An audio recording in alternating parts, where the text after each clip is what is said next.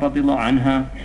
And then he says, وَمَا تَزَوَّجَ عَلَيْهَا أَحَدًا حَيَاتَهَا مِنَ النِّسَاءِ أَبَدًا. He did not marry any other women besides her as long as she was alive. So the Prophet ﷺ only had one wife until Khadija alayha salam died. ثم تزوج ابنة الصديق وعمرها ست على التحقيق. After her death, he contracted the marriage with the daughter of the truthful one, also Sauda, and that you'll get khilaf in the seerah literature. Did he marry Sauda first and then Aisha? But Sauda, he married her.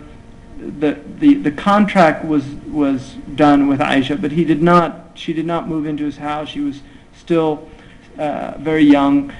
There's khilaf about the age, but in al-Bukhari, the hadith from Aisha radiallahu anha says that she was 6. If you look in the history books and look at the year she died and how old she was, some of the ulama say that she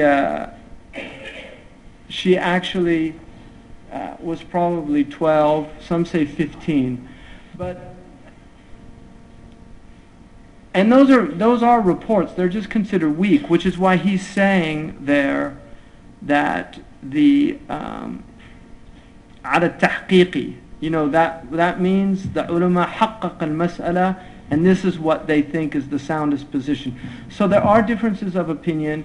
One of the things today, obviously, because this is such a strange thing for modern people, there have been several papers and even booklets written trying to prove those other opinions. Now those opinions, like I said, are there, that she was 12, that she was 15 when she married the Prophet ﷺ, when the actual contract, and then 15 when it was consummated.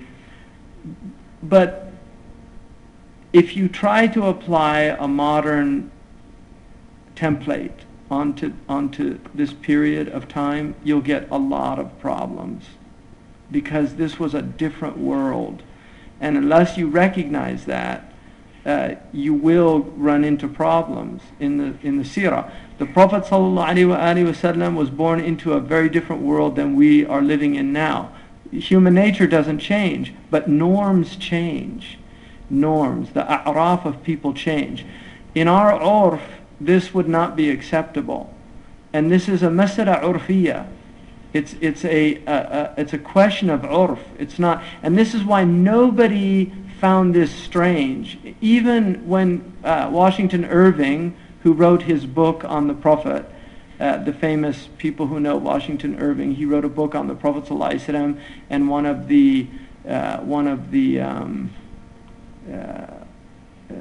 he wrote the Alhambra, Tales of the Alhambra, and he wrote Rip Van Winkle. People know him from that. But he wrote a life of the Prophet Muhammad ﷺ, and in that life, he mentions that he married Aisha and consummated the marriage at 9, and then he says, but women of the desert are very precocious.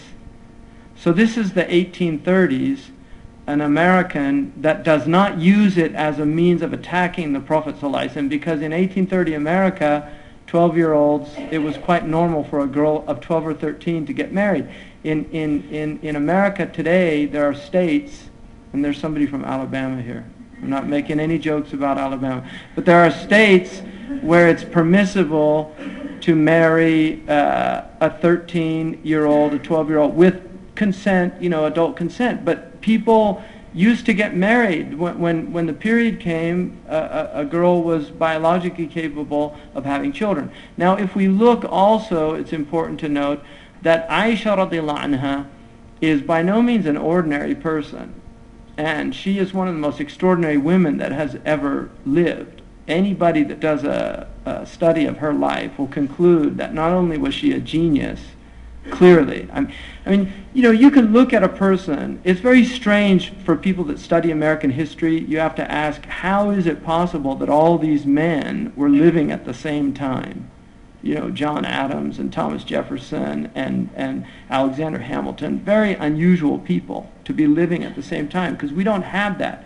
So, but if you look at the Prophet ﷺ, the people around him, and that he was given as companions, it's beyond belief. It's so extraordinary. I mean, it's not beyond belief. Amantu billahi wa rasulihi. But it is extraordinary. And so the Prophet ﷺ, His marrying Aisha is very significant. She transmits a third of the religion, according to, in fiqh she gives us so many masail. She solved many of the problems. She was also a brilliant poet, a rawiya of poetry. She knew all the Jahili poetry, and she was raised in the Prophet ﷺ's house. So she would have learned that in the Prophet ﷺ's house. She was a nasaba, she was a genealogist, she knew the lineage of the Arabs. She was also somebody who was very, very independent in her being. She had her own opinions about things, and she did not suffer fools lightly. She's a stunning, extraordinary woman in human history. And so, this idea, this attack on the Prophet ﷺ today is really quite, it's just an odious, vile, contemptible smear of his personality, of his honor. And none of us should be in any way, shape, or form embarrassed by this, but it needs to be understood within the context of the time, the place, and the people. Now, I asked the chief rabbi of, one of the chief rabbis of Israel, at a conference I was at in Europe. I asked him in the Torah, in the Talmud, which is their kind of book of narrations and fiqh, and they have all their masail in there. And I asked him, what is the youngest that you can marry a child, for an adult to marry? And he said, there's difference of opinion. They're like us, 3 rabbis, 4 opinions. And we have that too, 3 imams, 4 opinions, because a lot of imams will have 2 opinions on something, especially Ahmad ibn Hanbal. He has a lot of masail where they don't know the tarjih. They'll have 2 opinions, so they'll literally narrate them as 2 opinions. So he told me, he said 6 is generally the earliest. And then I said, and what about consummation? He said 9. And then I said, well, what do they do now? He said, well, most rabbis, they'd have to be at least 13 before they would do the marriage. So again, it's urf. So if you're looking at the Jewish tradition itself, they have the same laws in their tradition. And they know that this is a pre-modern norm.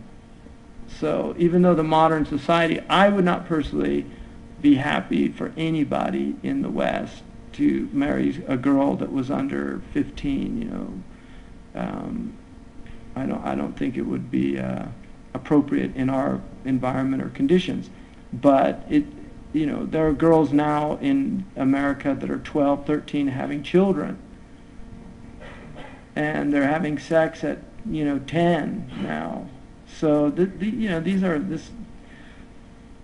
there's a book by Robert Epstein called The Case Against Adolescence, and he's arguing that you need to start treating young people more like adults, because they really are adults, and it's treating them like children that causes all this adolescent behavior. And he has a lot of social science to back up his views. People forget also the 50, 60 years ago in the United States, it was quite common for girls 14 to get married. For people that know William Durant's work, Muriel Durant is his wife. He married her when he was, I think, in his early 30s, and she was, I think, 13 years old. And she became a world-class historian under his tutelage and co-wrote that book, The Story of Civilization, which I think is still in print. So, even in our own culture, we do have that in our past, but not in our present, and that's why it's, for some people, that's a little difficult. Anyway, I elaborated on that just because it is an issue that does come up. But I think it's very important to recognize that Aisha radiallahu anhu, by merely reading the hadith with Aisha, you will come very quickly to recognize that this was not a little girl. This was a very dynamic, mature, young woman who stood her own ground with the Prophet ﷺ himself, disagreed with him on more than one occasion, If you want to know the level of her erudition, for those who know Arabic, the hadith of Zara' will show you the type of erudition. Qadi Iyad wrote a commentary on that book that was published in Morocco, but it's where the 9 women come together, and each one, they all make an oath that they're going to tell the truth about their husbands, and each one, and Zara' tells about Abu Zar' and how much she loved him and how good he was. The other ones kind of complain about their husbands generally. But Zara' doesn't complain, but then he got married, he took a second wife, and she got jealous, and he ended up divorcing her. And then she got another husband who was good, he was giving her everything, but she was unhappy with him because all she could think about was Abu Zar'. So the Prophet said, "You're like Zara' to me." In other words, don't let these other women destroy the relationship that we have. So he was just letting her know that, because she was jealous lady. She had ghayra, and ghayra is a normal function of people. Men have it and women have it. There's nothing wrong. A woman not wanting their husband to take a second wife is not about iman, like your iman's weak or something like that. I mean, some of the men will say that your iman's weak. You know, it's not weak iman. It's a normal fitra thing that Allah has put into men and women, which is why in the Maliki madhab, I mean, I don't know if you read the Saudi Gazette this morning. Did anybody read it? There's a horrible article. Don't read that newspaper. You just get depressed. But there's a horrible article about people taking second wives and then basically using them as maids. It's a front page article. I mean, thank God people don't read this stuff in America. You know, if they read these, I mean, they're on websites and things, but it's not common thing. But it's really disturbing. I'm glad at least they're talking about it, which is a good sign. You know, that the country is changing a little bit, because these type things they never used to mention in the newspaper. So the fact that they are talking about it is actually a good sign. But, you know, it's just women getting into these second marriages and then finding out that they just wanted them as a servant that they didn't have to pay for. So it was quite sad. But they mentioned that now the women are learning about stipulations, like that a husband can't get a second wife, and they put in the little newspaper article, even though God permitted it. Well, he also permitted a woman to stipulate that she didn't want a second wife. So it goes both ways. You know, but again, it's this thing of, oh, it's my right. It's not a right. You know, like a haqq, it's haqqi. It's not a haqq. You know, it's a permissibility, it's a rukhsa, and you know, if a woman is not comfortable in that situation, she has every right not to be comfortable, and she can request a divorce and things like that. So, anyway,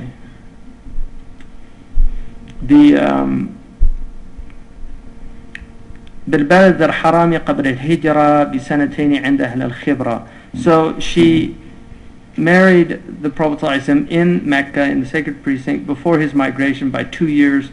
And then there's a khilaf about that. There's a khilaf about when she was born. Some say she was born in the 2nd year of Hijrah. Some say in the 4th year of Hijrah.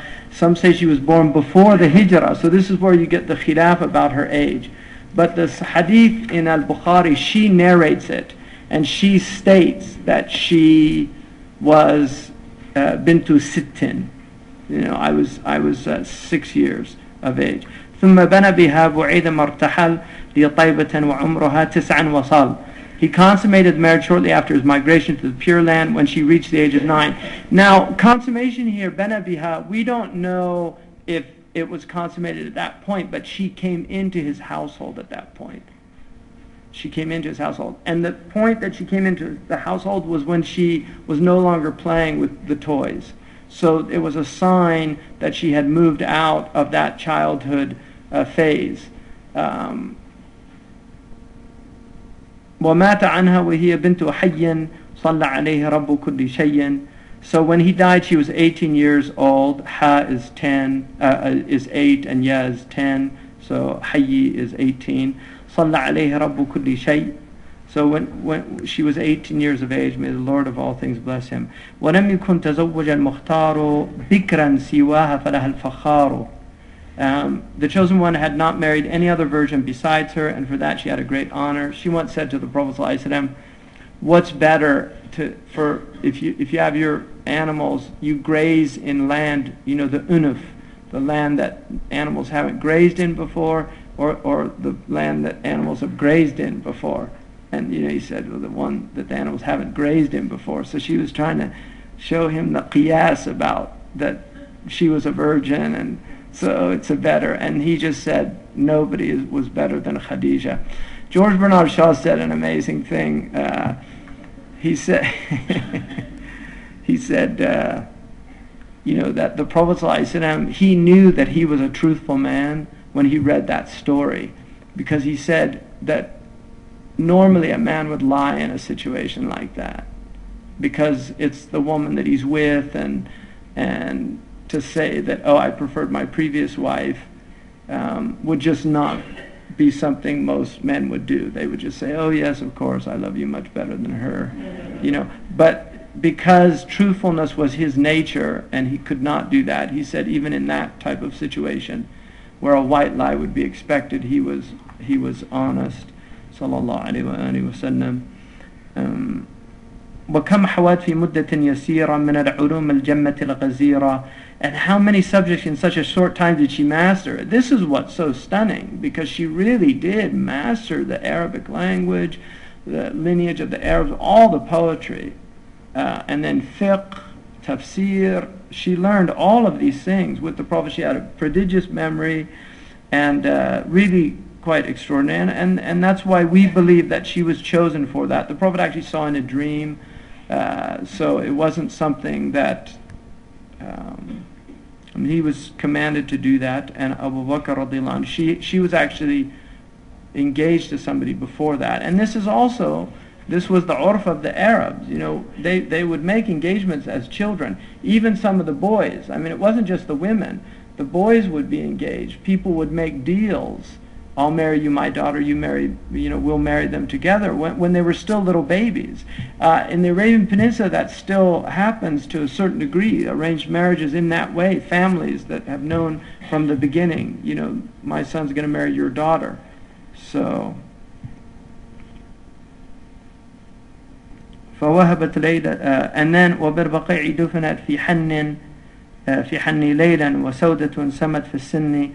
She was buried in the graveyard of Baqi' in the 58th year,